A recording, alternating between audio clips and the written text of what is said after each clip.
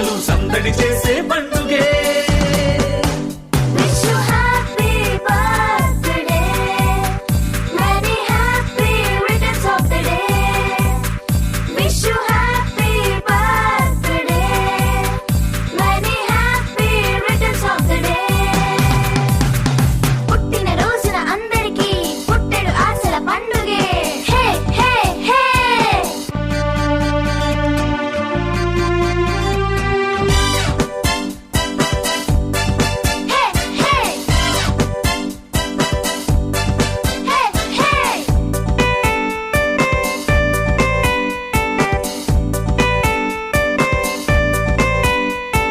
మంచి పనులను చేయగలిగితే మనిషి బతుకుకు అర్థం, అనుకున్నది సాధించగలిగితే అదే జీవిత పరమార్థం.